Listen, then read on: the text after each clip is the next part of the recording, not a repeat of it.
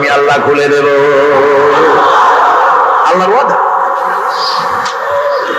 আল্লাহ পাকের নিকট মানুষের সবচাইতে বড় দাবি কি? আল্লাহর কাছে মানুষের সবচাইতে বড় দাবি কি করতে পারেন? আল্লাহ পাকের কাছে মানুষের শ্রেষ্ঠ দাবিটা আল্লাহ নিজেই শিখাই দিয়েছেন। আমার কাছে দাবি কর, ইহদিনাস সিরাতাল মুস্তাকিম। আয় আল্লাহ, একটা সোজা একটা সরল রাস্তা আমারে দাও, একটা সহজ পথ আমারে দাও। এই কথা সূরা ফাতিহা দাবি করার পর আল্লাহ রাব্বুল আলামিন এই অভিনন্দনের জবাবে, 7টা বাক্যের অভিনন্দনের জবাবে আল্লাহ রাব্বুল আলামিন 30 পারা কোরআন শরীফ নাযিল করে দিলেন।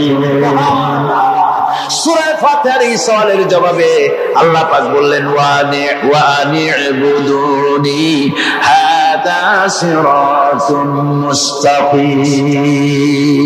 সোজা রাস্তা চাও, আমার গোলামি করো, ইবাদত করো। সব জায়গায় ইবাদত, গোলামি করাই লাগবে। আমার কাছে সোজা রাস্তা চাও, সোজা রাস্তা হলো আমার গোলামি করা। কার গোলামি? বেহেশতে যেতে চান? আমি আস্তে জিগেলাম বলে আপনারও আস্তে জবাব দিলেন। বেহেশতে যেতে চান? সুবহানাল্লাহ। এমন কোন মানুষ আছে নাকি যে বেহেশতে যেতে চায় না? মদ করে যাইতে চায়? সবাই, আমরা সবাই বেহেশতের আশা করি, ঠিক কিনা? আল্লাহ রাব্বুল আলামিন বলেন, বেহেশতে যদি যেতে চাও তাহলেও ইবাদত করা লাগবে, ইবাদত ছাড়া জান্নাতে যাওয়া যাবে না। ফাদখুলি ফি ইবাদি ওয়াদখুলি জান্নাতি। সর্বপ্রথম আমার বান্দার মধ্যে দাখিল হয়ে যা, আমার গোলামীর মধ্যে দাখিল হওয়া, আমার গোলাম হয়, এরপরে আমার জান্নাতে চলে যা। আগে গোলাম হবি, তারপরে কোথায় যাবি? জান্নাতে যাবি। আগে গোলাম হ, আগে গোলামীর খাতায় নাম লেখা, আগে সত্যিকারের আমার বান্দা হ, গোলাম, এরপরে জান্নাতে যাওয়া যাবে। জান্নাতে যাইয়া আল্লাহর সাথে কি দেখা করতে চাই? আল্লাহর সাথে দেখা করতে চাই? আল্লাহ রাব্বুল আলামিন বলেন, فمن كان يرجو لقاء ربه فليعمل عملا صالحا ولا يشرك بعبادة ربه أحدا।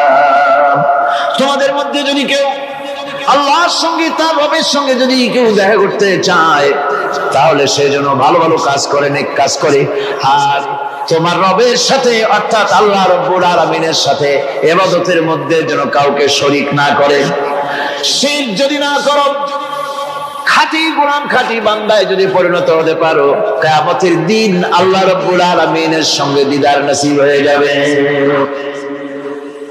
এই গোলামি করব কতদিন? কতদিন গোলামি করব? এই প্রশ্নের জবাবে আল্লাহ রাব্বুল আলামিন কোরআনে কারীমের মধ্যে জবাব দিয়ে দিয়েছেন, ওয়াবুদ রাব্বাকা হাত্তা ইয়াতিয়াকাল ইয়াকিন। মৃত্যু পর্যন্ত, যতক্ষণ না নাক দিয়ে শেষ প্রশ্বাসটি, নিঃশ্বাসটি বেরিয়ে যাচ্ছে, ততক্ষণ পর্যন্ত আনুগত্য, গোলামি শব্দ হবে কার? যারা চিল্লায় এখন কার?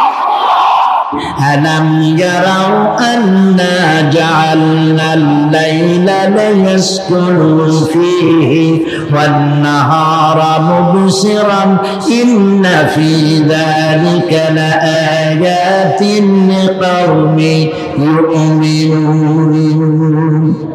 তারা কি আল্লাহ পাকের এই কুদরতের কথা চিন্তা করে না, যে আমি রাতের আধার দিয়ে ধরনীর বুক ছেড়ে, দিনের উজ্জ্বলতা, কোলাহল, গাড়ির আওয়াজ, ভ্যাঁ ভ্যাঁ আওয়াজ হচ্ছে, কলকারখানার আওয়াজ হচ্ছে, সূর্যের বিরাট তাপ, ঘুম আসে না। সারাদিন কাজ করার পর শরীরের আরাম দেওয়ার জন্য রাতের একটি কালো চাদর পৃথিবীর উপরে আমি বিছাই দেই।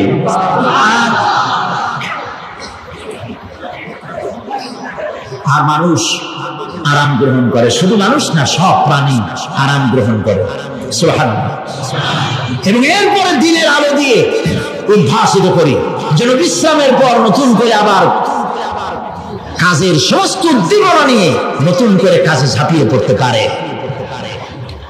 কয়েক ঘন্টা অথবা সারাদিন হাড় ভাঙা খাটুনি খেটেছে, রিক্সা চালাইছে, গাড়ি চালাইছে, আড়াই মনের বস্তা মাথায় করে টেনেছে, চিন্তা ভাবনা করেছে।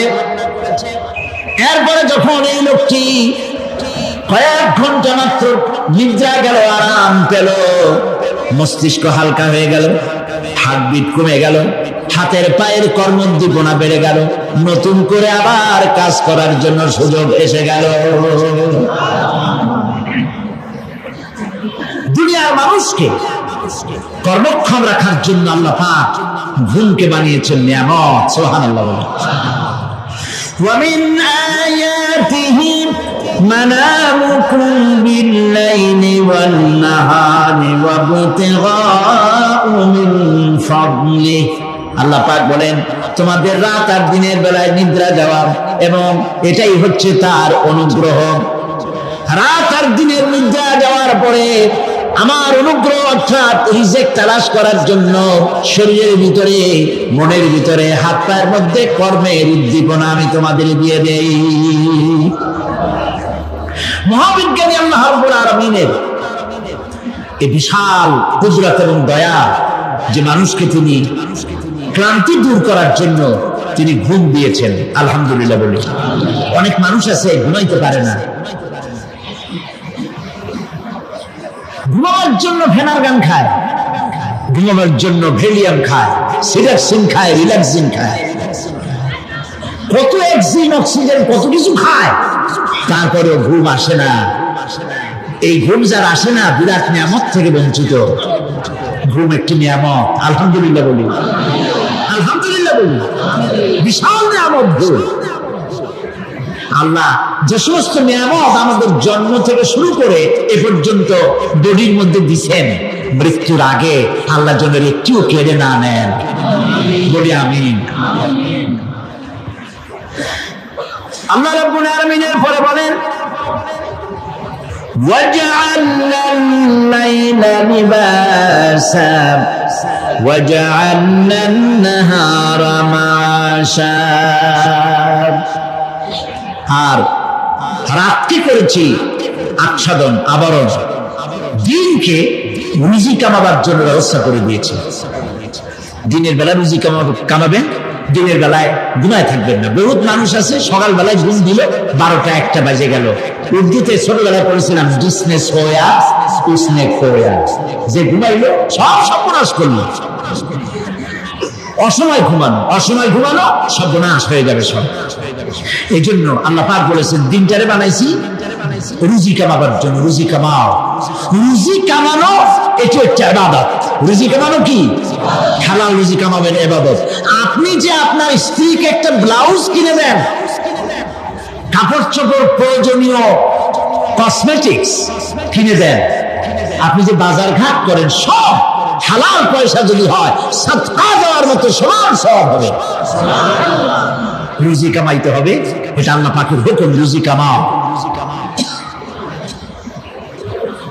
ফাইদা কুদিয়াতিস সালাত ফান্তাশিরু ফিল আরদ ওয়াবতাগু মিন ফাদলিল্লাহ। সুবহানাল্লাহ বলো। নামাজ যখন শেষ হয়ে গেল, ফাইদা কুদিয়াতিস সালাত, নামাজ যখন শেষ হয়ে গেল, ফান্তাশিরু ফিল আরদ, তখন জমিনে ছড়িয়ে পড়ো আর আমার অনুগ্রহ রিস্ক অনুসন্ধান করো। সুবহানাল্লাহ। আল্লাহ রাব্বুল আলামিন তার হাবিব সম্পর্কে বলেন তাবারাকাল্লাযী নাযালাল ফুরকানা আলা আবদিহি লিয়াকুনা লিল আলামিনা নাযীরা। অতীব বরকতশালী সে আল্লাহ রাব্বুল আলামিন, যিনি তার বান্দার উপরে ফুরকান অবতীর্ণ করেছেন যাতে করে তিনি তার কওমের কাছে দাওয়াত পৌঁছান। এ কথা বলা হয় নাই লিয়াকুনা লিল আলামিনা নাযীরা, বিশ্ববাসীর কাছে যেন তিনি দাওয়াত পৌঁছাতে পারেন, আল্লাহর সম্পর্কে, জাহান্নাম সম্পর্কে ভীতি প্রদর্শন করাতে পারেন, জান্নাতের সুসংবাদ দিতে পারেন, হেদায়েতের দাওয়াত পৌঁছে দিতে পারেন। এই জন্য আমি রাসূলকে পাঠাইছি তাম বিশ্বের সমস্ত মানুষের জন্য। সুবহানাল্লাহ ওয়া বিহামদিহি, তিনি সকলের জন্য। তার সম্মান আর মর্যাদা আল্লাহ রাব্বুল আলামিন এমন ভাবে পেশ করলেন, তার মর্যাদা এত বেশি, নবীর মর্যাদা এত বেশি, মুহাম্মদ সাল্লাল্লাহু আলাইহি ওয়াসাল্লাম যদি উম্মতের কোন ব্যাপারে যদি বলেন হ্যাঁ, অমনি উম্মতের জন্য তা হালাল হয়ে যায়। সুবহানাল্লাহ। কি আছে এমন যে তার মুখের কথাই কোন পরামর্শের ধার ধারে না? মুখের কথাটা কি আইন। রাসূল যদি বলেন হ্যাঁ, উম্মতের জন্য কি হয়? হালাল। রাসূল বলছেন না, উম্মতের জন্য কি হয়ে গেল? হারাম হয়ে গেল। সুবহানাল্লাহ। এটা হচ্ছে আল্লাহ তার রাসূলকে লেজিসলেটিভ পাওয়ার, আইন তৈরি করার অধিকার আল্লাহ তার হাবিবকে দিয়েছেন। রাসূল ছিলেন শারে, শরীয়ত প্রণেতা। হালাল হারামের সীমারেখা কোরআনে যা আছে এটুকুই শেষ নয়। হালাল হারামের সীমারেখা রাসূল পাককে প্রদান করার জন্য, নির্ধারণ করার জন্য আল্লাহ পাক তাকে পারমিশন দিয়েছেন, পাওয়ার দিয়েছেন। ওয়ামা আতাকুমুর রাসূলু ফাখুযুহু ওয়ামা নাহাকুম আনহু ফান্তাহু। এই আয়াত দিয়ে প্রমাণিত হয় রাসূল তোমাদের জন্য যা দেন তা গ্রহণ করো, যা নিষেধ করেন তার থেকে বিরত থাকো, ফিরে থাকো। রাসূল পাক সাল্লাল্লাহু আলাইহি ওয়াসাল্লামের ইজ্জত সম্মান এভাবে আল্লাহ দান করলেন। হ্যাঁ বললে হালাল হয়ে যায়, না বললে হারাম হয়ে যায়। রাসূলের মর্যাদা এত বেশি, তিনি যদি পথ চলেন পা উঁচু করলে আরশ আজিম পর্যন্ত চলে যান। তিনি যদি আল্লাহর দরবারে মুনাজাত করেন, মুনাজাত করতে দেরি আছে, কবুল হতে দেরি নাই। হাত তোলা লাগে না, হাত তোলা লাগে না। আমরা যে হাত তুলে মুনাজাত করি, রাসূল সাল্লাল্লাহু আলাইহি ওয়াসাল্লাম হাত তুলেছেন, আবার অনেক সময় হাত তোলেন। কোন সময় হাত, হাদিস শরীফে এসেছে এভাবে হাত উঁচু করেছেন আকাশের দিকে। হাদিস শরীফে এসেছে বগলের সাদা চামড়া দেখা গিয়েছে, এভাবে আল্লাহর কাছে দুহাত তুলে, দুহাত প্রসারিত করে আল্লাহর কাছে কামনা করেছেন। এমন সত্তা মনে এরাদা করতে দেরি, কবুল হতে দেরি নেই। হাদিস শরীফে এসেছে হযরত আবু হুরায়রা রাদিয়াল্লাহু তাআলা আনহু একবার রাসূল করিম সাল্লাল্লাহু আলাইহি ওয়াসাল্লামের দরবারে কাঁদতেছিলেন। হুজুর জিজ্ঞেস করলেন, আবু হুরায়রা তুমি কাঁদো কেন? হুজুর হযরত আবু হুরায়রা বলেন, হুজুর আমার মা আমাকে মেরেছে, আমি সেই জন্য কাঁদতেছি। হুজুর বলেন, মা তোমাকে মারলো কেন? কোনো বেয়াদবি করেছো নাকি? তিনি বললেন, না কোনো বেয়াদবি করি নাই, তবে মারলো কেন? হযরত আবু হুরায়রা বলেন, হুজুর আমার মা হচ্ছেন মুশরিকা, আমার মা কাফের। আমি অনেক রাত হয়েছিল বাড়ি ফিরতে, আমার মা জিজ্ঞেস করলো এত রাত কোথায় ছিল? আমি বললাম, মা তাম পৃথিবী যে কদম মোবারক চুমতে পারলে নিজেকে ধন্য মনে করে, আমি সেই রাসূলের দরবারে ছিলাম, আসতে দেরি হয়ে গেছে। ইয়া রাসূলুল্লাহ, আপনার নাম শোনা মাত্র আমার মায়ের গায়ে আগুন জ্বলে গেল। সহ্য করতে না পেরে আমাকে মার আরম্ভ করে দিল। বলল, আবু হুরায়রা হয় আমার বাড়ি ছাড়বি, না হয় মুহাম্মদ সাল্লাল্লাহু আলাইহি ওয়াসাল্লামের ঘর ছাড়বি, কোনটা করবি কর। আমি বললাম, মা তোমার গায়ে যত শক্তি আছে সমস্ত শক্তি দিয়ে তুমি আমাকে প্রহার করো, আমি তামাম তোমার বাড়িটা শুদ্ধা তামাম দুনিয়া ছেড়ে দিতে পারি, কিন্তু রাসূল পাক সাল্লাল্লাহু আলাইহি ওয়াসাল্লামের কদম মোবারক ছাড়তে পারি না। ভাইরা আমার, হযরতে আবু হুরায়রা কাঁদতেছেন। আল্লাহর নবী বলেন, তুমি কাঁদো কেন? তোমার মা তোমাকে মেরেছেন, আমি এখানে কি করব? এখানে তো আমি কোনো দখল আন্দাজ করতে পারি না, আমি কি করতে পারি? এখানে ইন্টারসেপ্ট আমি করতে পারি না, মা তোমারে মেরেছে। হযরত আবু হুরায়রা বলেন, ইয়া রাসূলুল্লাহ, মায়ের বিরুদ্ধে কোনো নালিশ করার জন্য আপনার কাছে আমি আসি নাই। বলে, কেন এসেছো? হযরত আবু হুরায়রা বলেন, হুজুর এসেছি এই জন্যে, আমি জানি আপনি যদি আল্লাহর দরবারে কোনো ব্যাপারে দোয়া করেন আল্লাহ রাব্বুল আলামিন তা মঞ্জুর করে নেন। আপনি মেহেরবানি করে আমার মায়ের হেদায়েতের জন্য আল্লাহর কাছে দোয়া করুন। হুজুর সাল্লাল্লাহু আলাইহি ওয়াসাল্লাম দুহাত উঁচু করলেন, বললেন, আল্লাহুম্মা ইহদি উম্মা আবি হুরায়রা, আয় আল্লাহ আবু হুরায়রার মাকে তুমি হেদায়েত নসিব করে দাও। এই দোয়া রাসূল করতেছেন। হুজুরকে দোয়ার মধ্যে ফেলে রেখে আবু হুরায়রা দৌড় আরম্ভ করেছে বাড়ির দিকে। পেছন থেকে কয়েকজন সাহাবী তারা দৌড়ে গেল। আবু হুরায়রা দৌড়ায় কেন? এত ভদ্র মানুষ, কোন সময় কারোর সাথে রাগারাগি করে না, দৌড়ায় কেন? নিশ্চয়ই কোনো বিপদ বুঝি হয়ে গিয়েছে, পিছন থেকে জামা টেনে ধরেছে। কি হয়েছে, দৌড়াও কেন? হযরত আবু হুরায়রা বলেন, আমার জামা ছেড়ে দাও, আমাকে দৌড়াতে দাও, আমি দৌড়াইয়া বাড়ি পৌঁছে গিয়ে দেখতে চাই। আমি আগে দৌড়ে বাড়িতে গেলাম না নবীজির দোয়া আমার আগে আমার বাড়ি পৌঁছে গেল, কোনটা হলো আমি সেটা দেখতে চাই। হযরত আবু হুরায়রা দৌড়াতে দৌড়াতে ঘরের কাছে গিয়ে নক করেছে, ভিতর থেকে আওয়াজ এলো, কে? কিছুক্ষণ পর মা আমার বেরোলেন, মাথার চুল দিয়া পানি পড়তেছে, বুড়া মানুষ। মা আমার কাছে এসে বলল, বাবা তোমাকে মারার পর আমি বড় অনুতপ্ত হয়েছি, মনে মনে অনুশোচনা করেছি, আরে আমার ছেলে তো কোনো খারাপ জায়গায় যায় নাই, কোনো খারাপ মানুষের কাছে যায় নাই, মারলাম কেন? বড় অনুতপ্ত হয়ে গেছি আমি। এই অনুশোচনা করে আমি এইমাত্র গোসল করেছি, আমাকে নিয়ে চলো তুমি বিশ্ব নবী রাসূলুল্লাহর দরবারে।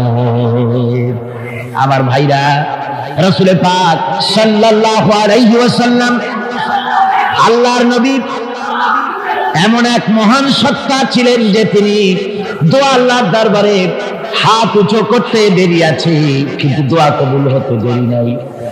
হিজরত করে মদিনায় এসেছেন, নামাজ পড়তে দিল চায়, কাবা শরীফের দিকে ফিরে যদি নামাজ পড়তে পারতাম দিলটা বড় ভালো লাগবে, কিন্তু হাত উঁচু করে মোনাজাত করতেছেন না, আল্লাহর কাছে বলতেছেন না যে আল্লাহ তুমি আমার কিবলাটা বাইতুল মুকাদ্দাস থেকে ফিরাইয়া মক্কা শরীফে বাইতুল্লাহর দিকে ফিরাই দাও, মুখেও বলতেছেন না, মনেও না, শুধু আকাশের দিকে বারবার তাকাচ্ছেন, মোনাজাত করেন নাই। মনে মনে আশা পোষণ করতেছেন যদি এমন একটা ওহী নাযিল হয়ে যেত। আল্লাহ রাব্বুল আলামিন সঙ্গে সঙ্গে রাসূল যোহরের নামাজ পড়তেছিলেন, 2 রাকাত পড়া হয়ে গেছে, এমন সময় ওহী নাযিল হয়ে গেল, ক্বাদ নারা তাকাল্লুবা ওয়াজহিকা ফিস সামা। ও নবী, আমি দেখতে পেয়েছি বারবার আপনি আকাশের দিকে তাকাচ্ছেন। সুবহানাল্লাহ, আমি দেখতে পেয়েছি। ফালানুয়ান্নিয়ান্নাকা কিবলাতান তাহাম ফাওয়াল্লি ওয়াজহাকা শাতরাল মাসজিদিল হারাম। আর দেরি নাই, আপনার মনের আশা পুরো হয়ে গেছে, এক্ষুনি আপনার কিবলা পরিবর্তন করুন। হুজুর 2 রাকাত পড়েছিলেন বাইতুল মাকদাসের দিকে ফিরে, বাকি 2 রাকাত তিনি মক্কা শরীফের কাবা শরীফের দিকে ফিরলেন। আজও পর্যন্ত সেই মসজিদ আছে, সাক্ষ্য দিচ্ছে নবীর কথা কিভাবে মঞ্জুর হয়। মসজিদে কিবলাতাইন মদিনা মুনাওয়ারায় সেই মসজিদ আজ আছে। ভাইরা আমার, রাসূল পাক সাল্লাল্লাহু আলাইহি ওয়াসাল্লাম এত বড় মর্যাদা সম্পন্ন ব্যক্তিত্ব, মহান ব্যক্তিত্বের উম্মতের মধ্যে আল্লাহ আমাদের শামিল করেছেন। শুকরিয়া স্বরূপ আমরা পড়ি আলহামদুলিল্লাহ। জোরে সোরে পড়েন আলহামদুলিল্লাহ। আমার ভাইরা, মর্যাদা এত বেশি আল্লাহ রাসূলকে আল্লাহ রাব্বুল আলামিন দান করেছেন। এই পৃথিবীতে কোন মানুষের সঙ্গে যদি আপনি বেয়াদবি করেন, তিনি আপনার বাপ হোক, তিনি আপনার মা হন, অথবা আপনার উস্তাদ হন, অথবা আপনার পীর হন, যে কেউ হোক না কেন, কারো সঙ্গে যদি কোনো বেয়াদবি হয়ে যায় তো শুধু একটা বেয়াদবি ছাড়া আর কিছুই না। কিন্তু নবীজির সঙ্গে যদি কেউ বেয়াদবি করে, সেটা শুধু বেয়াদবি থাকে না, কুফরি হয়ে যায়। কি হয়ে যায়? কুফরি হয়ে যায়। রাসূলুল্লাহকে কেউ তাওহীন করলে, অসম্মান করলে, সমালোচনা করলে কাফের হয়ে যায়। যেমন কি হয়ে যায়? কত বড় মর্যাদা! রাসূল পাক সাল্লাল্লাহু আলাইহি ওয়াসাল্লাম, তার সামনে সাহাবায়ে কেরাম বসা, হুজুর কথা বলছেন, সাহাবায়ে কেরাম তারাও কথা বলছেন। কথা বলতে বলতে এক পর্যায়ে সাহাবীদের গলার আওয়াজ বড় হয়ে গেছে। হুজুরের গলার আওয়াজ শোনা যায় না, সাহাবীদের গলার আওয়াজটা বড় হয়ে গেল। আল্লাহ রাব্বুল আলামিন এতটুকু বরদাস্ত করলেন, আমার নবীর গলার আওয়াজের চাইতে তোমাদের আওয়াজ বড় হলো কেন?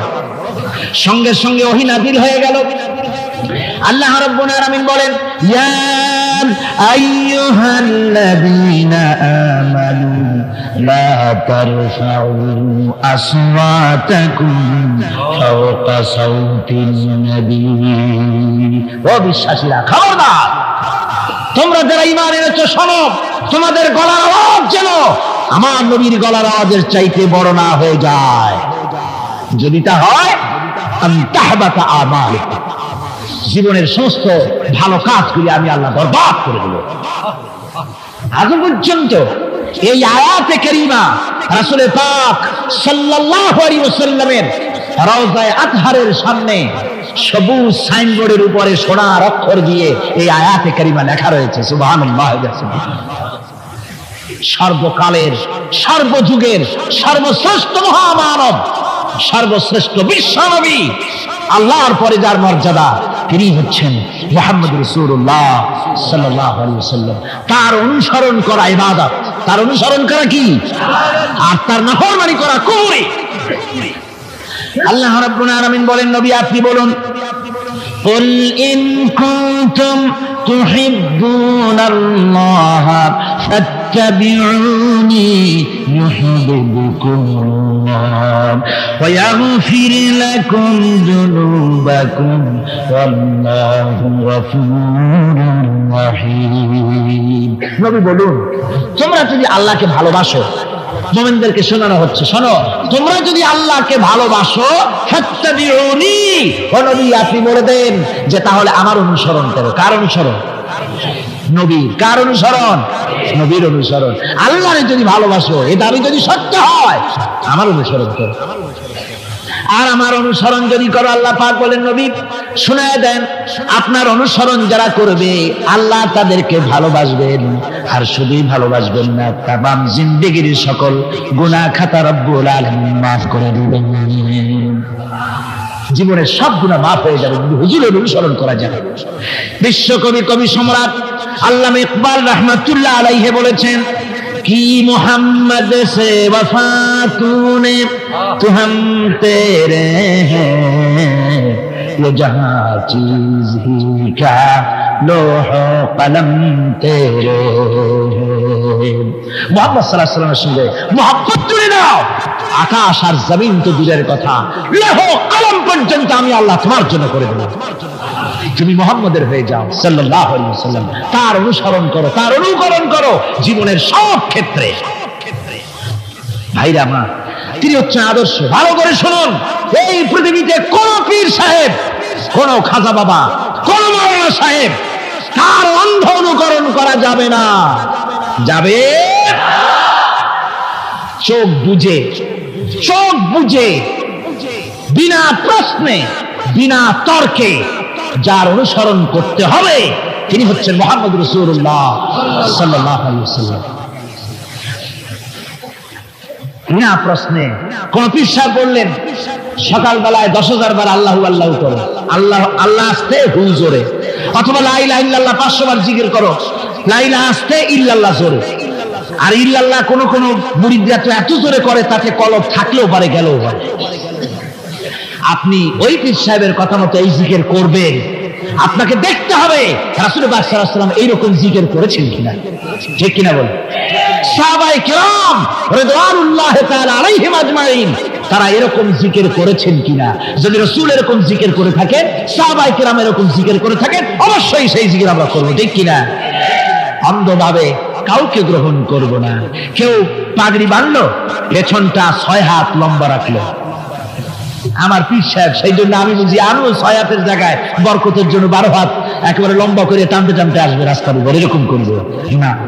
জামাটা কেমন হবে, মোষটা কেমনে কাটবো, দাড়িটা কিভাবে রাখবো, টুপিটা কিভাবে লাগাবো, খানা কিভাবে খাবো, তারপরে কিভাবে কি করব আর না করব, সবটার মানদণ্ড হচ্ছেন কে?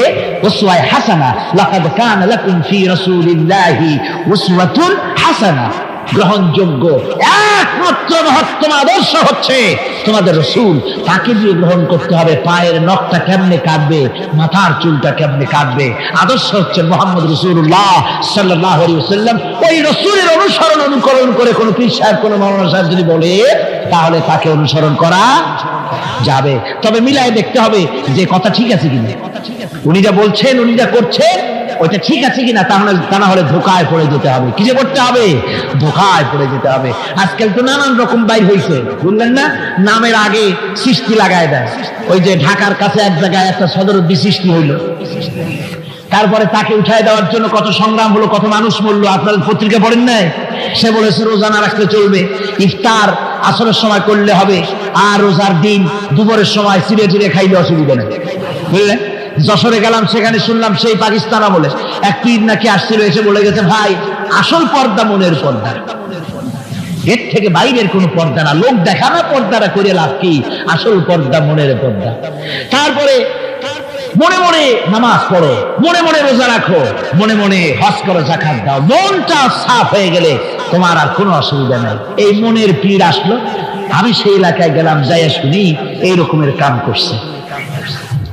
আমি বললাম ওই লোকটা যদি আবার আসে আম গাছের সাথে বাঁধতে থুয়ে, তারপরে সে যখন বলবে যে আমার তো পেশাব পায়খানা করা লাগবে, আমারে ছাড়ো, তোমরা বলবা যে না ছাড়া যাবে না। মনে মনে যদি নামাজ পড়া যায়, মনে মনে পেশাব পায়খানা করবে। যদি বলে আমার ক্ষুধা লাগছে অথবা পানি পান করবে, তৃষ্ণা লেগেছে, বলতে হবে মনে মনে যদি রোজা রাখা যায় তো মনে মনে খাওয়া দাওয়ার কামটা সারিয়ে নেন, মেহরবানি করে। এই ধরনের কিছু সংখ্যক লোক বেরিয়েছে যাদেরকে লোকেরা সাহাবীদের চাইতে, নবীদের চাইতেও বড় মনে করে। আশ্চর্য কথা, বিভিন্ন জায়গায় ধরনের পীর হয়, তাদের আবার নওরোজ অনুষ্ঠান হয়, তাদের জন্ম দিবসে তাদেরকে গোসল করানো হয়, সেই গোসলের পানি আবার মুরিদেরা খায়। জোরে কর নাউজুবিল্লাহ, জোরে কর নাউজুবিল্লাহ।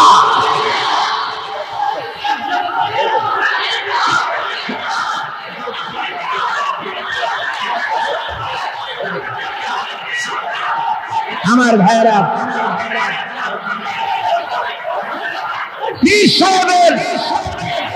গোসল করা পানির ভিতরে মুসলমানদের জন্য কোনো বরকত নাই। আছে কোনো বরকত? প্রশ্নই ওঠে না। তার শরীরের কত জায়গা ধুইয়া পানি পড়তেছে, আর সেইটা মুরিদরা খায়। লজ্জা নাই, শরম নাই, ঘৃণা পর্যন্ত নাই। খুলনার এক এলাকা আছে, এক পীর সাহেব, তার মুরিদরা তার পায়ের বুড়ো আঙ্গুল চষে, চুষতে চুষতে প্রায় ঘা বানায় ফেলেছে। তা আমি মুরিদদের জিজ্ঞেস করলাম যে তোমরা এরকম পাঁচ আঙ্গুল চষো কেন? কয় যে হুজুরের মারেফত পায়ের আঙ্গুল দিয়ে পেটের মধ্যে ঢুকবে, সেই জন্য। কি ধরনের খোরাফাত, কি বিদআত! রাসূল পাক সাল্লাল্লাহু আলাইহি ওয়াসাল্লাম যা করেন নাই, সাহাবায়ে কেরাম যা করেন নাই, সেগুলি চালু হয়ে গেছে সমাজে। এর থেকে বাঁচতে হবে, আপনাকে মনে রাখতে হবে, কলিজার মধ্যে ঈমান রাখতে হবে। কোন পীর সাহেব, কোন মাওলানা সাহেব ফু দিয়া আমার ভাগ্য ভালো বানায় দেবে অথবা আমাকে ভাগ্য নষ্ট করে দিবে, আমি আল্লাহর কসম তো বিশ্বাস করি না। আমার ভাগ্য,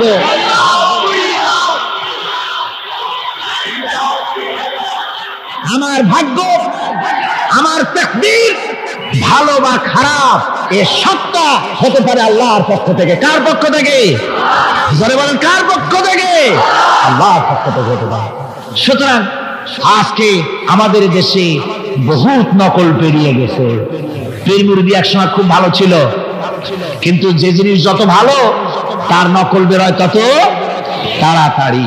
তবে আলহামদুলিল্লাহ, এখনো আলহামদুলিল্লাহ কিছু হাক্কানি পীর এখনো আছে যারা সমাজের কাজ করেন, যারা ওইভাবে কদম বুঝি নেওয়ার জন্য পা আগ বাড়ায় দেয় না। কথা বুঝতে পেরেছেন? মানুষকে সর্বনাশ করে না, বরং তাদের ইলম আছে, ইলমের দ্বারা মানুষের কাছে হেদায়েতের কথা শোনায়, সমাজ গঠনমূলক কাজ করে, আল্লাহর কোরআন প্রচার করে। এ ধরনের লোক আছে, তবে এদের সংখ্যা কম। ঠিক কিনা? কম, এদের সংখ্যা কম।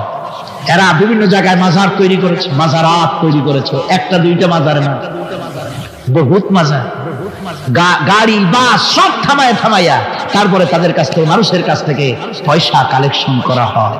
ঠিক কিনা?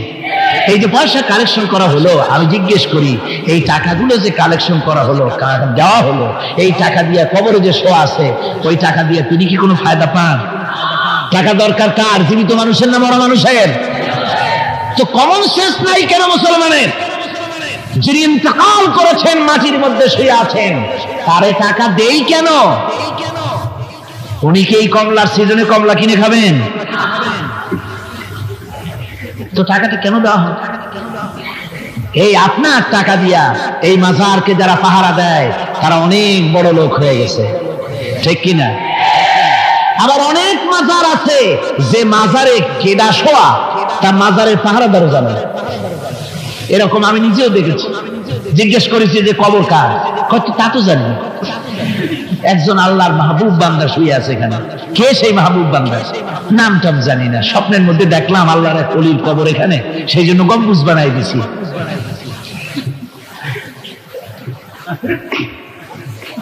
একটা রিসালার মধ্যে দেখেছি, একটা রিসালার মধ্যে লেখা হয়েছে যে একজন পীর সাহেবের এক মুরিদ ছিল। তো পীর সাহেবের বাড়িতে এক মাজার আছে, সেই মাজারকে কেন্দ্র করে প্রতি বছর ওরস হয়। মুরিদ সে গরিব মানুষ, ব্যবসা বাণিজ্য করে খায়।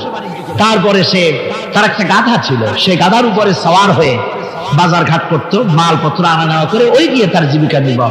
একদিন তার গাধাটা মারা গেল।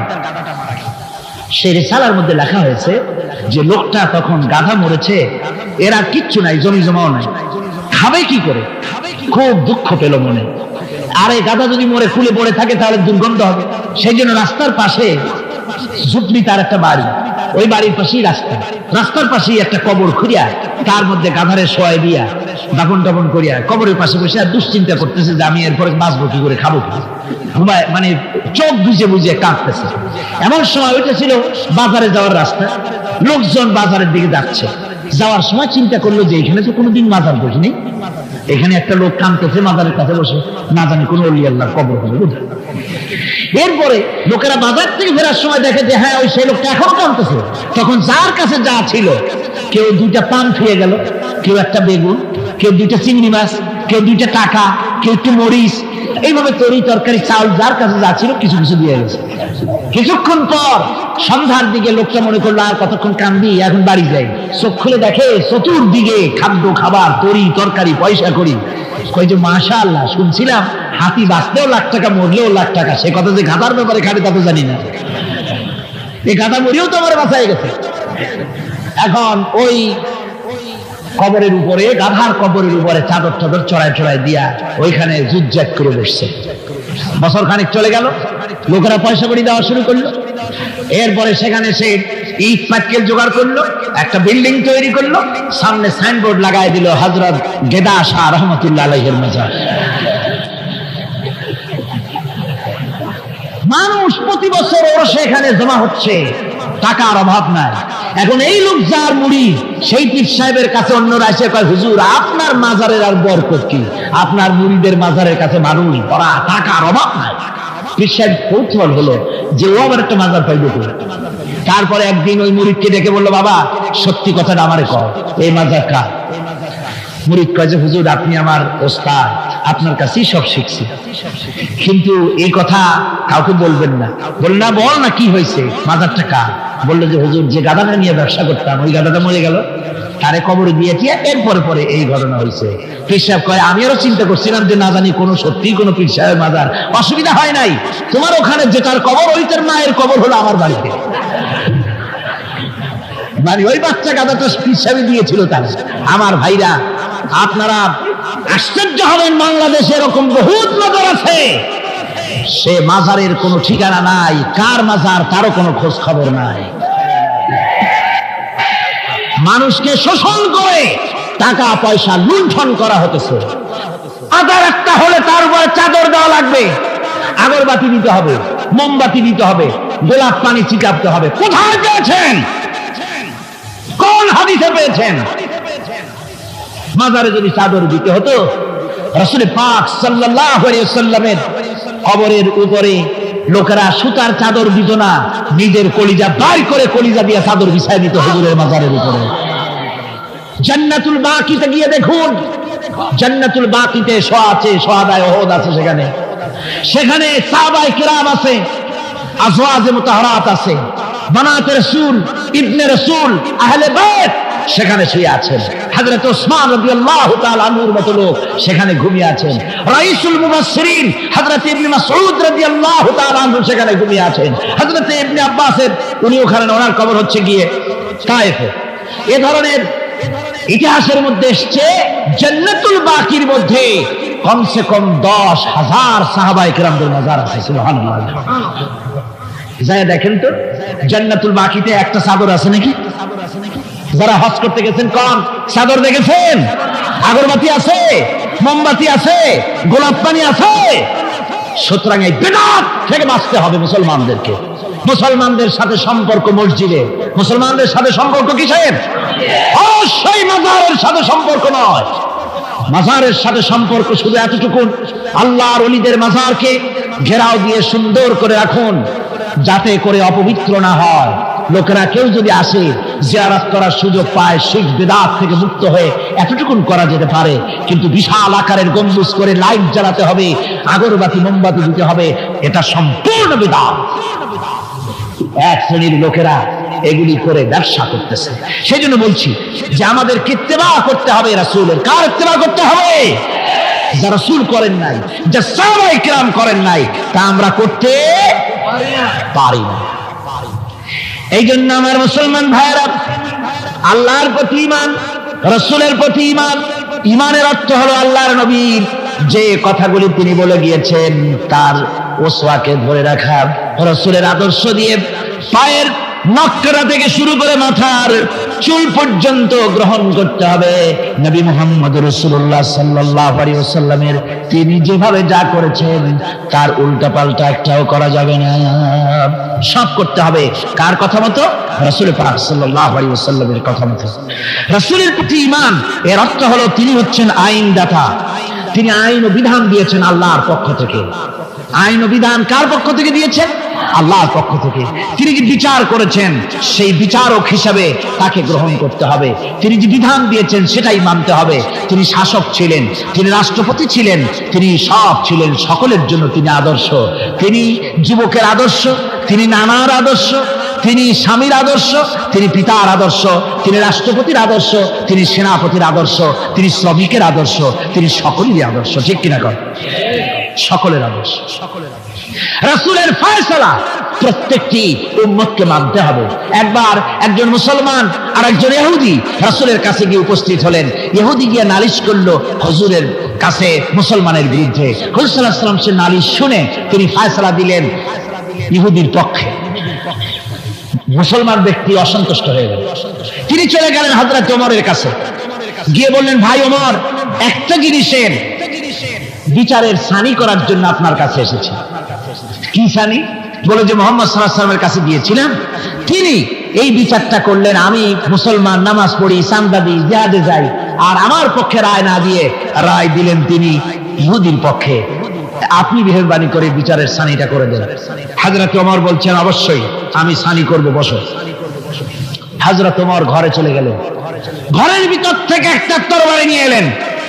তরবারিকে খাপ মুক্ত করে তিনি বললেন, আল্লাহর বান্দা, যে ব্যক্তি মুহাম্মদ রাসূলুল্লাহ সাল্লাল্লাহু আলাইহি ওয়াসাল্লামের ফয়সালা করে দেওয়ার পর তার ফয়সালার সানি করতে আসে, ওর সানিটা, ওর ফয়সালাটা এরকম করে করে দিতে হয়। তরবারি দিয়ে আঘাত দিলেন, লোকটি দুই টুকরা হয়ে পড়ে গেল। আমার বন্ধুগণ, সারা এলাকায় সারা পড়ে গেল, মুসলমান, হযরত ওমর মুসলমান হত্যা করেছে। তার ওই নিহত ব্যক্তির আত্মীয় স্বজনরা দিয়ত দাবি করতে এলো। আল্লাহ রাসূলের কাছে আল্লাহ পাক জানিয়ে দিলেন যে এই লোক হযরত ওমর কোন মুসলমান হত্যা করেনি, হযরত ওমর যাকে হত্যা করেছে সে ব্যক্তি মুনাফিক। সে ব্যক্তি কি? মুনাফিক। অর্থাৎ হে রাসূল, আপনি ফয়সালা দেওয়ার পর সেই ফয়সালা যে মানে না, দ্বিধাদ্বন্দ্বে ভোগে, ওই ফয়সালা গ্রহণ করতে রাজি হয় না, সে মুমিন নয়, মুসলমান হিসেবে দাবি করতে পারে না, তার জমিনে বেঁচে থাকার অধিকারও সে হারিয়ে ফেলে। আমার মুসলমান ভাইরা, আল্লাহ রাব্বুল আলামিন আমাদের জন্য এভাবে করে তিনি আমাদের রাসূল পাক সাল্লাল্লাহু আলাইহি ওয়াসাল্লামকে দিয়েছেন, উসওয়া করে দিয়েছেন। তার ইতাআত করা, তার আনুগত্য করা দুনিয়াবাসীদের জন্য ফরজ করে দেওয়া হয়েছে।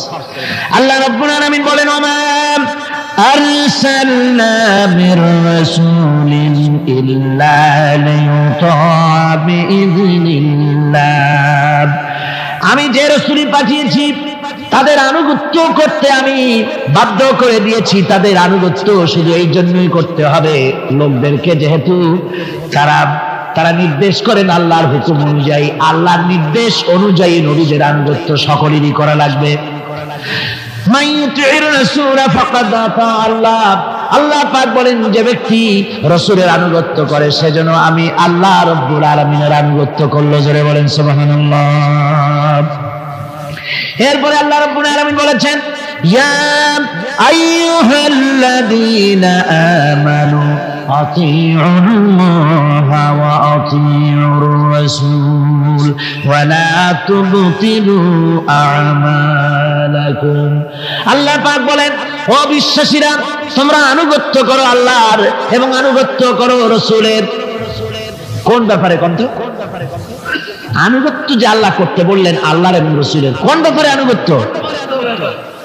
সমস্ত ব্যাপারে, জীবনের সকল অঙ্গনে আনুগত্য করতে হবে। কার? আমি দেখতে পাচ্ছি মাঝখান থেকে দুই একজন লোক হাঁটেন, আমি কিন্তু আগেই নিষেধ করেছি এই বেয়াদবি আল্লাহর হস্তে কেউ করবেন না।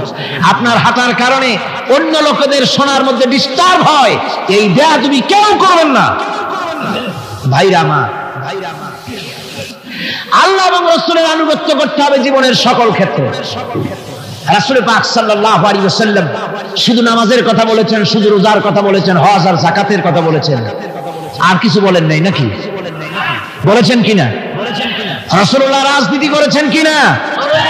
রাসূলুল্লাহ প্রেসিডেন্ট ছিলেন কিনা? যুদ্ধ করেছেন কিনা? কিন্তু আজ আমাদের দেশে শুনতে হয় রাসূলের প্রতি ঈমানের অর্থ কি? ঈমানের অর্থ শুধু এতটুকু নয়, রবিউল আউয়াল মাস আসবে আর তোমপে লাখো সালাম, আর সারা বছর খোঁজ নাই। খুব সুন্দর করে দরুদ শরীফ, মিলাদ শরীফ পড়বেন, আর রাসূলের আইন অমর্যাদা হবে। রাসূলের আইন সংসদে থাকবে না, পার্লামেন্টে থাকবে না, কোর্ট কাছারি আদালতে থাকবে না। বলা হবে ধর্ম আর রাজনীতি আলাদা। রাসূলের প্রতি এই ঈমানের 4 পয়সা মূল্য নাই। আছে মূল্য? মূল্য নাই। রাসূলের প্রতি ঈমান কি? ঈমানটাই হলো রাসূল যা করেছেন, আমাদেরকে যেভাবে যা আদেশ করেছেন তাই আমাদের মানতে হবে। উম্মতের এটা দায়িত্ব। কিন্তু আমরা এমনই উম্মত, আমরা নিজেরা ফয়সালা করে নিজেদের, আমরা বলেছি ধর্ম আর রাজনীতি আলাদা।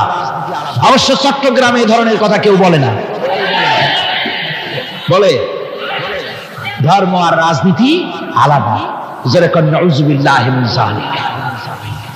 ধর্ম আর রাজনীতি আলাদা যারা বলে তারা হলো রাজনীতি ব্যবসায়ী। তারা কি ব্যবসায়ী? রাজনীতি ব্যবসায়ী। ওরা রাজনীতির ব্যবসা করে। जुदा हो जो दीन से सियासत रह जाती है चंगेजी।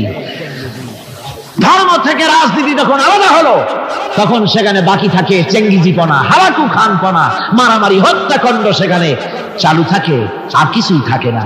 ধর্ম ছাড়া রাজনীতি, তার নাম হচ্ছে প্রচন্ড দুর্নীতি। তার নাম কি? একটি প্রচন্ড দুর্নীতি। এক শ্রেণীর লোকেরা আজ বলছে যে ধর্ম আর রাজনীতি আলাদা। ধর্ম কোথায়? তাদের কথা হলো ধর্ম হলো পবিত্র জিনিস, ওই পবিত্র জিনিস থাকবে মসজিদে, পবিত্র জিনিস থাকবে মাদ্রাসায় আর খানকার ভেতরে। ওই পবিত্র ধর্ম রাজনীতিতে আনা যাবে না। ধর্মের প্রতি তাদের মহব্বত খুব। ধর্ম খুব পবিত্র। আল্লাহকে যেন বলা হচ্ছে আল্লাহ আর হে রাসূল তোমরা দুজনা মসজিদ আর মাদ্রাসায় থাকো, আমাদের জীবনের বিস্তীর্ণ অঙ্গনে তোমাদের প্রতি 144 92 ক ধারা 144 ধারা জারি করে দিলাম। আমাদের জীবনের বিস্তীর্ণ অঙ্গনে তোমরা আইসো না, তোর মসজিদে থাকো, মাদ্রাসায় থাকো, আমরা সুযোগ পাইলে তোমার একটা সেজদা দিয়ে আসবো। আর আল্লাহ তোমার একটা সেজদা পাওয়ার জন্য দারুণ ভাবে কাঙ্গাল হয়ে আছে না? নাউযুবিল্লাহি মিন যালিক।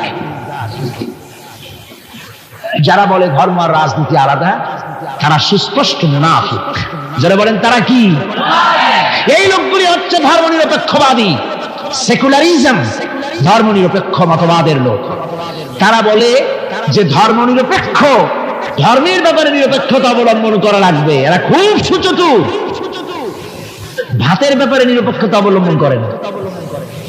আপনারা কন যে জিনিস যত বেশি প্রয়োজন আমরা তার পক্ষে থাকি না নিরপেক্ষ থাকি? ভাতের ব্যাপারে নিরপেক্ষ লোক আছে নাকি এখানে? ডায়াবেটিসের রোগী ছাড়া ভাতের ব্যাপারে নিরপেক্ষ লোক নাই, সবই পক্ষে। আচ্ছা ঘুম, ঘুমটা আমাদের জন্য জরুরি কিনা? এই ঘুমের আমরা পক্ষে না বিপক্ষে?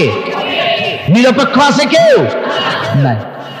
বিবাহ যারা করে নাই সেই সব যুবকদের জন্য বিবাহটা জরুরি কিনা? এই জরুরি বিষয়ের প্রতি যুবকদের কি মত? এ ব্যাপারে কি নিরপেক্ষ না পক্ষে? খুব জোরেই বলেছে পক্ষে।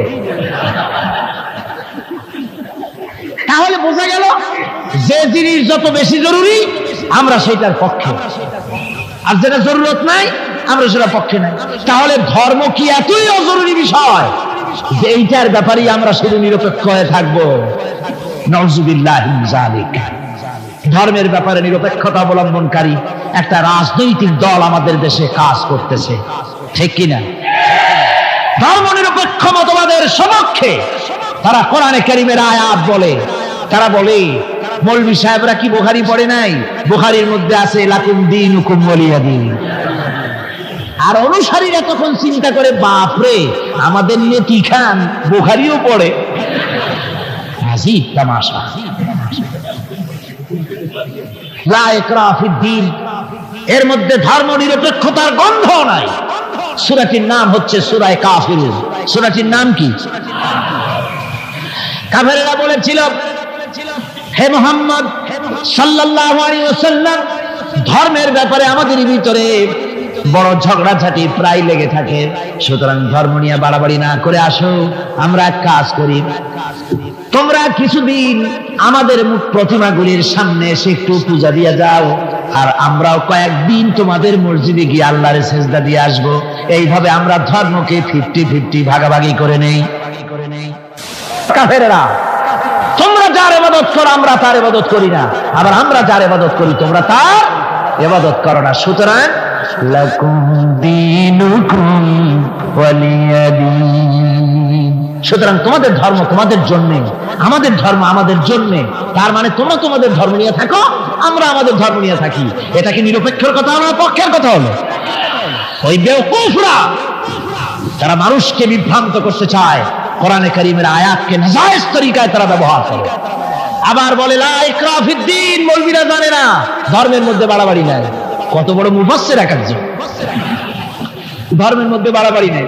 লা ইকরাহা ফিদ্দীন, ধর্মে বাড়াবাড়ি এটা কিসের কথা? এ কথাটা হচ্ছে মুসলমানদেরকে বলা হচ্ছে অমুসলিমদেরকে বাধ্যতামূলক ভাবে ভয় দেখিয়ে, প্রলোভন দেখিয়ে, ত্রাস সৃষ্টি করে কোন ক্রমে তাদেরকে মুসলমান বানানো যাবে না।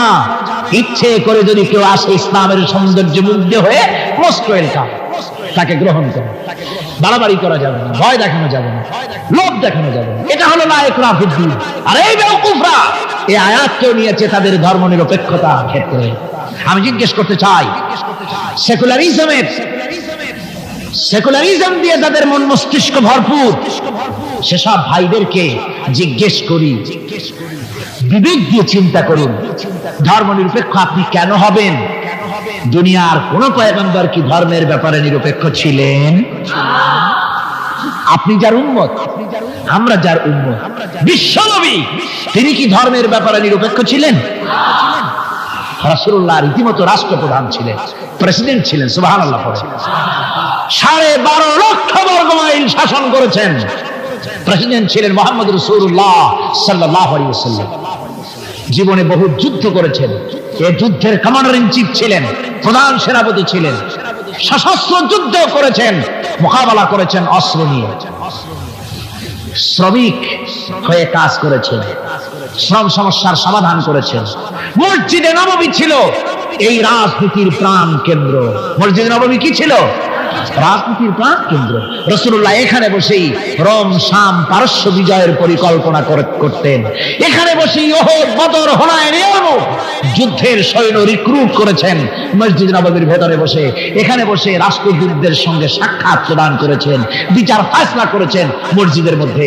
আর আজ বলা হয় মসজিদের মধ্যে রাজনীতি বলতে দেওয়া হবে না। মসজিদের মধ্যে কেউ কি ইলেকশনের কথা, মসজিদের মধ্যে কেউ কি তার দলের কথা বলে? বলে কোরআনের রাজনীতির কথা। কিসের রাজনীতির কথা বলে? কোরআনের রাজনীতির কথা বলে। সুতরাং ধর্ম আর রাজনীতি আলাদা, এই কথা যারা বলে, এই সেকুলারিজমের লোকেরা, তারা শুনে রাখুন, ধর্ম নিরপেক্ষ মতবাদ একটি কুফরি মতবাদ। এটা কি মতবাদ? জোরে বলতে হবে, এটা কি মতবাদ? এটি একটি কুফরি মতবাদ। ধর্ম নিরপেক্ষতার মানে হচ্ছে ধর্মহীনতা। ধর্ম নিরপেক্ষতার মানে কি? ধর্মহীনতা। ওরা কোনদিন সব সময় বলবে ধর্মকে ব্যবহার করতেছে রাজনীতিতে। বেচারা তোমরাও ধর্মের কথা বলো না, তা ওরা বলবে না। ওরা ওদের কর্মীদেরকে কখনো নামাজের কথা বলবে না। যদি বলে, তা বলে এই জন্য, তোমরা নামাজ পড়ো মসজিদে যাইয়া দেখো কেউ রাজনীতির কথা বলে নাকি। নামাজ পড়ার জন্য নয়, রাজনীতি কেউ করে নাকি তা দেখার জন্য, গোয়েন্দাগিরি করার জন্য। হায় রে কপাল পোড়ার দল। আমার দেশে এই ভণ্ডামি ছিল না। ধর্মনিরপেক্ষ মতবাদ একটা ভণ্ডামি। যারা বলেন এটা কি? আমার দেশে এটা ছিল না। এই ভণ্ডামিমূলক ধর্মনিরপেক্ষতা রাজনীতি বাংলাদেশে ছিল না। 1971 সনের পরে যারা ক্ষমতা এলো তারা ভারত থেকে, ভারতের কাফেরদের তৈরি করা পৃথিবীর এই নিকৃষ্ট মতবাদ বাংলাদেশে আমদানি করেছে।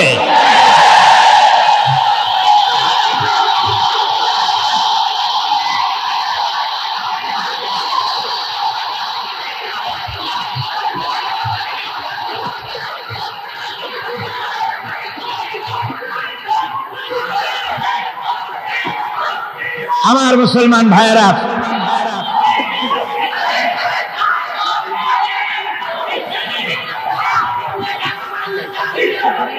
এই যে কোরআন শরীফ, এই কোরআন শরীফ মানতে হবে মুসলমানদেরকে। রাসূলের উপরে ঈমান আনার অর্থ শুধু মিলাদ শরীফ পড়া নয়। কোন নেত্রী কি বলল তার ধার কোন মুসলমান ধারতে পারে না। মুসলমান ধার ধারবে আল্লাহ আর রাসূলের। ঠিক কিনা? কর যারা বলেন ঠিক কিনা? ভারতের গোলাম এরা বলে ধর্মনিরপেক্ষতার মানে ধর্মহীনতা নয়। যদি ধর্মনিরপেক্ষতার অর্থ ধর্মহীনতা না হবে তাহলে 1971 সনের পরে তোমরা ক্ষমতায় এসে বিশ্ববিদ্যালয় সমূহের মনোগ্রাম থেকে ইকরা বিসমি রাব্বিকাল্লাযী খালাক রাব্বি জিদনি ইলমা এই আয়াত দুটিকে তুলে ফেললে কেন বলো? কোন জবাব আছে? কোন জবাব নেই। সলিমুল্লাহ মুসলিম হল নাম ছিল, মুসলমান শব্দ বাদ দিয়েছে। নাম ছিল সলিমুল্লাহ মুসলিম হল, মুসলিম শব্দ বাদ দিয়ে দিল। তারপরে নজরুল ইসলাম কলেজ, ইসলাম সহ্য হলো না, ইসলাম বাদ দিয়া শুধু নজরুল কলেজ। ওদের যে দল, সেই দলটার নামের মধ্যেও একটা মুসলিম শব্দ ছিল। জি, ওদের দলটার নামের মধ্যে মুসলিম শব্দ ছিল, ছিল না? সেই শব্দটুকু তারা বরদাস্ত করে নাই। আমি ওদের দলের নাম নিতে চাই না, আপনারাই বুঝুন ওদের দলের নামের মধ্যে মুসলিম শব্দ ছিল কিনা। হিন্দুদের পাঁচটা গোলাম, এই দলটি তাদের নাম থেকে মুসলিম শব্দকে বের করে দিয়েছে। এদের কাছে ইসলাম আর মুসলমান সবচাইতে সহ্যের বাইরে। তাই যখন ভারতে শত শত মসজিদ ভাঙে উগ্রপন্থী হিন্দুরা, তখন ভারতের ওই গোলাম দলটি শরীর আখড়া ঘুরে বেড়ায়।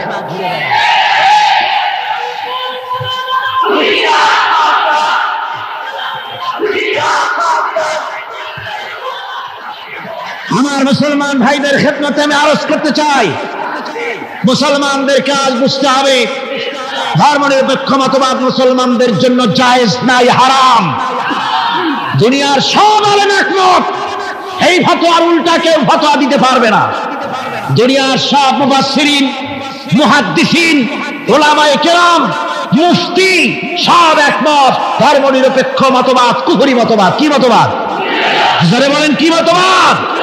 ওরা মুসলমানের সন্তান, যাকে মুসলমানের জন্ম দিয়েছে, ধর্মনিরপেক্ষবাদের আন্দোলন করতে পারে না, হারাম হারাম।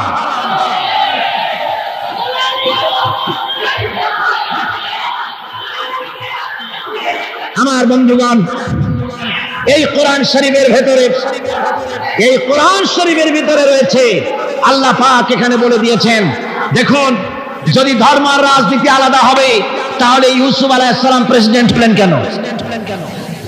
সূরা ইউসুফ আছে না কোরআন শরীফে? হযরত ইউসুফ আলাইহিস সালাম জেলে গিয়েছিলেন, দীর্ঘদিন জেলে ছিলেন। জেল থেকে বেরিয়ে এসে মিশরের অর্থ এবং খাদ্য দুটি মন্ত্রণালয়ের দায়িত্বশীল মন্ত্রী হয়েছিলেন, আছে কোরআন শরীফে। গোটা মিশরের প্রেসিডেন্ট হয়েছিলেন, আছে কোরআনে। সুলাইমান আলাইহিস সালাম গোটা পৃথিবীর প্রেসিডেন্ট ছিলেন, আছে কোরআনে। মুহাম্মদ সাল্লাল্লাহু আলাইহি ওয়াসাল্লাম প্রেসিডেন্ট ছিলেন, আছে কোরআনে। সর্বত্র পয়গম্বরেরা রাজনীতি করেছেন। এই দুশ্চরিত্র লোকগুলি ভারতের গোলামেরা, তাদের কথা হলো আলেম ওলামারা রাজনীতি করবে না, ধর্মীয় মাহফিলে রাজনীতি হবে না। বাংলাদেশ তোমার বাপের সম্পত্তি, এমন ভাবে কথা বলে বাংলাদেশে ধর্ম নিয়ে রাজনীতি করতে দেওয়া হবে না। মনে হয় যেন বাপ এই বাংলাদেশের বাপের সম্পত্তি আর আমরা ঘর জামাই থাকি।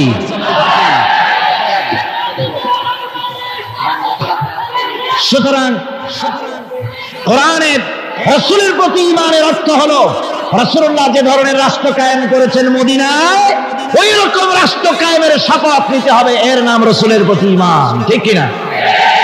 শুধু জামা কাপড় সুবিধা যেটা সেইটা, সুবিধাবাদ জিন্দাবাদ। রাসূলুল্লাহর সুন্নাত দুই রকম। সুন্নাত কয় রকম? এক ধরনের সুন্নাত আমল করা সহজ, আর এক শ্রেণীর সুন্নাত আমল করা কঠিন। ঠিক কিনা? আমি কিন্তু সুন্নতের মর্যাদা সম্পর্কে কথা বলছি না, আমি বলছি আমলের ব্যাপারে ধরনটা। এক শ্রেণী রাসূলের কোন সুন্নতের কদর কিন্তু কম নয়, আকাশ আর জমিন বিক্রি করলেও রাসূলের একটা সুন্নতের সমান মর্যাদা হবে না। রাসূলের সুন্নত পালনের মধ্যে দুই ধরনের, একটা সুন্নত হচ্ছে পালন করা খুব সহজ, আর একটা পালন করা কঠিন। সহজ সুন্নত হলো চোখে সুরমা লাগানো, সহজ সুন্নত দুপুরে খাইয়া আরামে ঘুমানো, সহজ সুন্নত হলো কদু খাওয়া, সহজ সুন্নত খাবারের পরে মিষ্টি খাওয়া, এগুলি হলো সহজ সুন্নত। আর কঠিন সুন্নত হচ্ছে বদরের প্রান্তরে কাফেরদের মোকাবেলায় দাঁড়ানো। কঠিন সুন্নত হচ্ছে উহুদের ময়দানে দান মোবারক শহীদ করার সুন্নত। কঠিন সুন্নত হচ্ছে বাতিলের বিরুদ্ধে মানুষের তৈরি করা মতবাদকে উৎখাত করে আল্লাহর জমিনে আল্লাহর দ্বীন কায়েম করার সুন্নত। আমি আজ এই বিশাল জনতাকে জিজ্ঞাসা করতে চাই, আপনারা রাসূলের সহজ সুন্নত আমরা যেভাবে পালন করব, কঠিন সুন্নতটাও পালন করতে রাজি আছেন? তাহলে বাংলাদেশের বুকে ধর্ম নিরপেক্ষতার মুখে লাথি মেরে কোরআনের রাজ কায়েম করতে রাজি আছেন? দুহাত উঁচু করে দেখান। হুদায়বিয়ার দিনে, হুদায়বিয়ার সন্ধির দিনে সন্ধিপত্র লেখা হলো, হুজুরের নাম লেখা হলো মিন মুহাম্মাদুর রাসূলুল্লাহ। তার পক্ষ থেকে কুরাইশদের মধ্যে চুক্তিপত্র লেখা হচ্ছে। কুরাইশরা বলল, মুহাম্মদ সাল্লাল্লাহু আলাইহি ওয়াসাল্লামের নামের সামনে যদি রাসূলুল্লাহ লেখো তাহলে তো চুক্তির কোনো দরকার নাই, আমরা তো তাকে রাসূল মানি না, নাউযুবিল্লাহ। মুহাম্মদ বিন আব্দুল্লাহ যদি লেখো তাহলে আমরা এই চুক্তি মানব।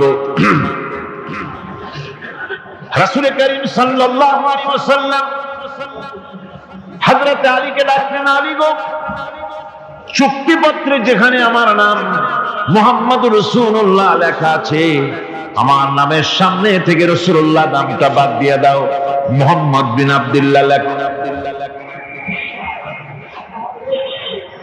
হযরত আলী বলছেন, ইয়া রাসূলুল্লাহ, সারা জীবন আপনার গোলামি করেছি, যা বলেছেন তাই শুনেছি, জীবনটাও আপনার জন্য দেওয়ার জন্য প্রস্তুত আছি, ভবিষ্যতেও যত কথা বলবেন সব মাথা পেতে মেনে নেব, কিন্তু আজকের এই হুকুম আমার পক্ষে মানা সম্ভব হবে না।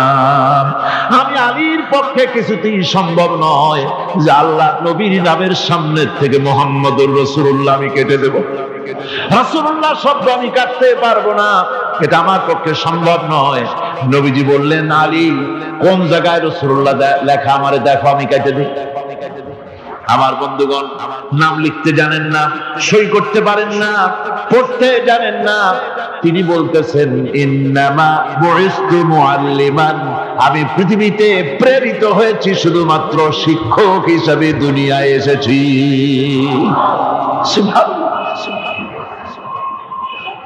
দুনিয়ার কোন শিক্ষা প্রতিষ্ঠানে আল্লাহ রাব্বুল আলামিন তার হাবিবকে পড়ান নাই, যেহেতু তিনি তো বিশ্ব নবী। আমার নবী কি নবী?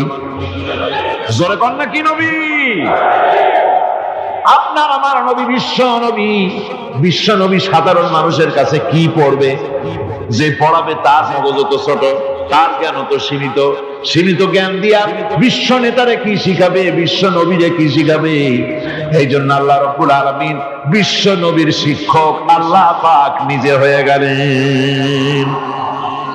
কোরআনে কারীম বলছে, যখনই নবীদের জ্ঞানের কথা এসেছে তখনই আল্লাহ পাক বলেছেন, আমি জ্ঞান দিয়েছি। লক্ষ্য করুন, হযরত ইব্রাহিম আলাইহিস সালাম তার পিতাকে ডেকে বলছেন, يا أبت إني قد جاءني من العلم ما لم يأتك فاتبعني أهدك صراطا سويا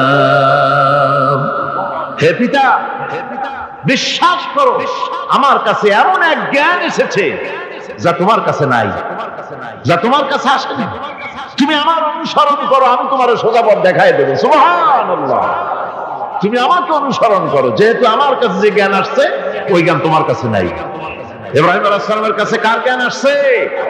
আল্লাহ রাব্বুল আলামিনের জ্ঞান। লূত আলাইহিস সালাম কি নবুয়ত প্রদান করে আল্লাহ রাব্বুল আলামিন বলছেন, ওয়া লূতান আতাইনাহু হুকমান ওয়া ইলমা।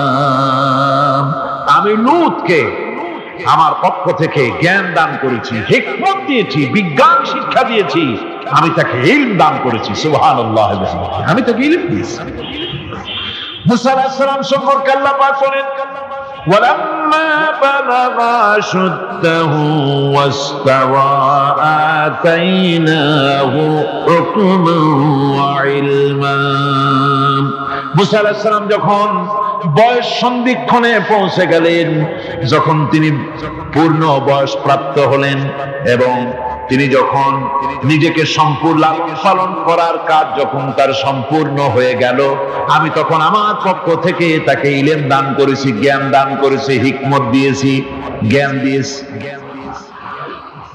রাসূল কারীম সাল্লাল্লাহু আলাইহি ওয়াসাল্লাম সম্পর্কে আল্লাহ পাক বলছেন, وَلَئِنِ اتَّبَعْتَ أَهْوَاءَهُمْ بَعْدَ الَّذِي جَاءَكَ مِنَ الْعِلْمِ مَا لَكَ مِنَ اللَّهِ مِنْ وَلِيٍّ وَلَا نَصِيرٍ।